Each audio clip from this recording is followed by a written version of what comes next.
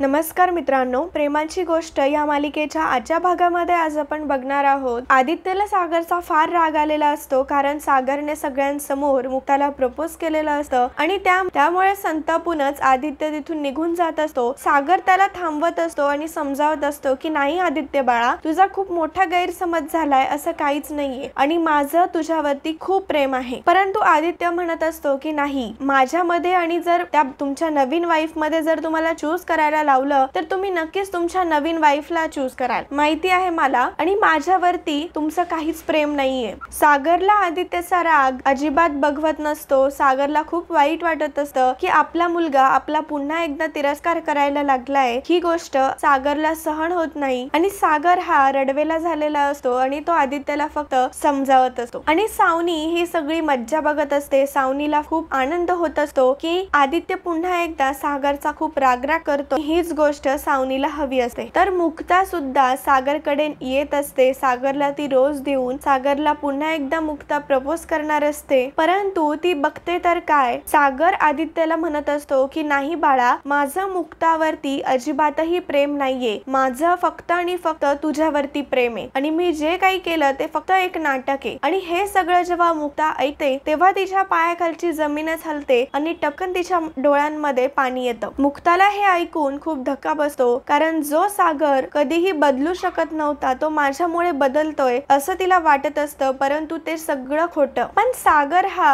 आदित्यला समजूत घालण्यासाठी, आदित्य आपल्या सोबत नीट बोलावं यासाठी सगळं बोलत असतो, परंतु याचा मोठा गैरसमज मुक्ताच्या मनावरती होतो। मुक्ताला त्या सगळ्या गोष्टी आठवत असतात ज्या सावनीने तिला सांगितलेल्या असतात की सागर हा बाप म्हणून काय, नवरा म्हणून घ्यायच्या लायकीचा नाहीये। आणि या सगळ्या गोष्टी आठवून मुक्ताला खूप त्रास होत असतो, सागरलाही त्रास होत असतो, परंतु सागरला आदित्यच्या वागण्याचा त्रास होत असतो। आदित्य आपला इतका तिरस्कार करतोय ह्या गोष्टीचा सागरला त्रास होत असतो आणि ह्या सगळ्याची मज्जा फक्त एकच व्यक्ती घेत असते आणि ती म्हणजे सावनी। मुक्ता सागरच्या जवळ येत असते आणि जवळ येता येता तिच्या हातातलं गुलाबाचं फूल हे खाली पडतं, तर सावनी आता त्याच गोष्टीचा फायदा घेते आणि जखमेवर मीठ मिरची लावण्यासाठी सावनी आता सागर आणि मुक्ता जवळ येते आणि ती मुक्ताला म्हणत असते की मुक्ता, मी तुला बोलली होती ना की तुझी जागा फक्त सईची केअरटेकर म्हणूनच आहे, सागरचं तुझ्यावरती काही प्रेम नाहीये हा, आणि तू तर लगेच त्याच्यासाठी गुलाब वगैरे घेऊन यायला लागली। सागर सारख्या व्यक्तीवरती कोणी प्रेम करूच शकत नाही आणि ही गोष्ट मी तुला आधीच सांगितली होती, पण तू माझं ऐकलं नाही। सावनीच्या बोलण्यामुळे मुक्ताच्या मनावरती अजून परिणाम होत असतो। सावनी म्हणत असते की मुक्ता, हे सगळं एक नाटक होतं, नाटक। सागरने मला चॅलेंज केलं होतं की तो माझ्यापासून मूव ऑन झालाय, हे तो मला सिद्ध करून दाखवेल आणि त्यामुळेच तो तुझ्यासोबत चांगला वागत होता, तुझ्यासाठी चांगलं खायला बनवत होता, सोशल मीडियावरती तुमचे फोटोज अपलोड करत होता आणि हे सगळं मला दाखवण्यासाठी, फक्त मला दाखवण्यासाठी। सागरला समजत असतं की सावनीच्या बोलण्यामुळे मुक्ता खूप विचार करताय। सागर मुक्ताला समजवण्याचा प्रयत्न करतो पण मुक्ता काहीच बोलत नसते, परंतु सावनी खूप काही बोलत असते। सावनी म्हणत असते की मुक्ता, तू याला विचार की आमच्यामध्ये असं बोलणं झालं होतं की नाही, आमच्यामध्ये असं बोलणं झालं होतं म्हणूनच तर तो तुझ्यासोबत इतका चांगलं बोलत होता आणि तुझ्यासोबत इतका चांगला वागत होता। सागर मुक्ताला सावनीपासून दूर आणत असतो आणि म्हणत असतो की मुक्ता,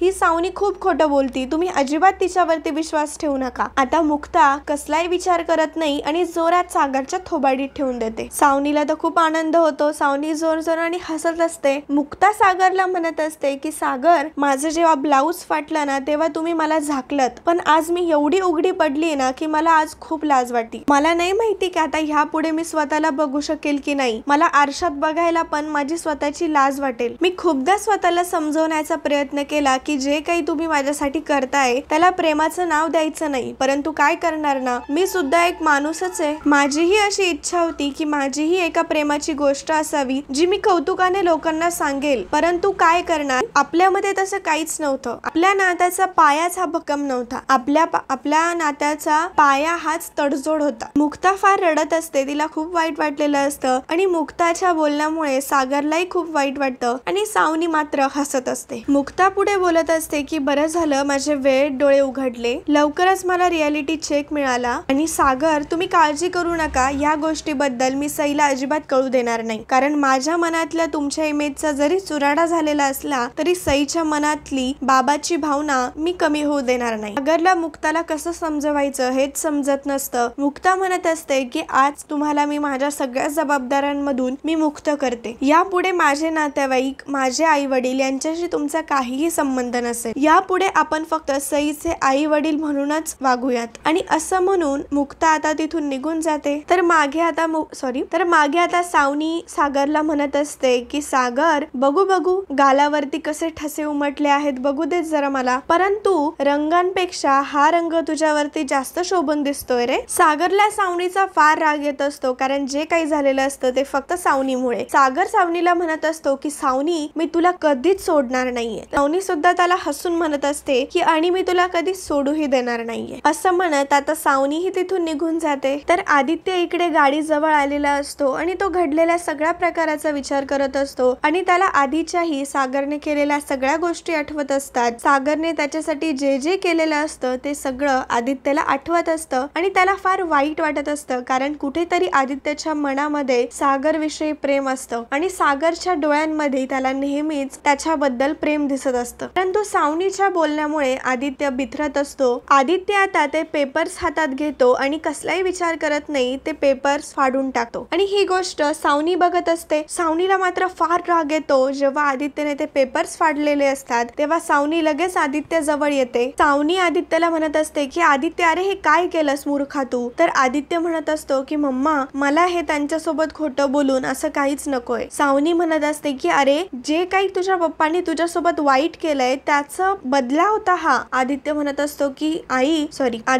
असतो की मम्मा, मी त्यांना खाली पडलेलं नाही बघू शकत. आजही मी त्यांच्याकडून ऐकलं की त्यांचं त्या नवीन वाईफ सोबत फक्त नाटक आहे. आणि मी काउन्सिलिंगच्या सेशन मध्ये सुद्धा बघितलं की पप्पांना माझी किती आठवण येते आणि माझ्या जुन्या गोष्टी त्यांनी किती जपून ठेवल्या आहेत. आणि पप्पांना फसवून मला माझा हक्क नकोय असं म्हणत आता आधी तिथून निघून जातो. तर सावनीचा मात्र चांगलाच पोपट केलेला असतो. तर सावनीला आता कळून चुकलेलं असतं की आता हळूहळू आदित्य पण सागरच्या बाजूनी गेलाच आहे आणि ह्या गोष्टीचा सावनीला खूप त्रास होतो. तर आदित्य आता सागर जवळ येतो आणि तो म्हणतो की पप्पा, आणि कलर घेतो आणि सागरच्या गालाला कलर लावतो आणि म्हणतो की हॅपी होली पप्पा. आणि आदित्य स्वतःहून आपल्याकडे आलाय म्हटल्यावरती सागरला खूप आनंद होतो आणि सागर खूप सागरच्या डोळ्यात खूप पाणी आलेलं असतं आणि आदित्य आता जोराने सागरला मिठी मारतो. दोघही एकमेकांना मिठी मारतात आणि दोघही खूप खुश असतात. अखेर सावनीने कितीही खटाटोप करून आदित्य शेवटी सागरकडेच आलेला असतो. तर मित्रांनो, आजचा भाग इथेच संपतो. पुढील भागामध्ये आपण बघणार आहोत होळीच्या दुसऱ्या दिवशी सागर मुक्ताजवळ येतो आणि मुक्ताला हात जोडून मुक्ताची माफी मागतो आणि म्हणत असतो की मुक्ता, आपण नव्याने सुरुवात करूयात का. परंतु मुक्ता सागरकडे लगेच पाठ फिरवून घेते. या गोष्टीचा सागरला फार त्रास होतो. तर मित्रांनो, मुक्ता सगळं विसरून नव्याने सुरुवात करेल का, हे बघणं फार रंजक ठरणार आहे. तर असेच मालिकेचे डेली अपडेट्स बघण्यासाठी आताच आपल्या चॅनलला सबस्क्राईब करा. आणि हा व्हिडिओ जर तुम्हाला आवडला असेल तर व्हिडिओला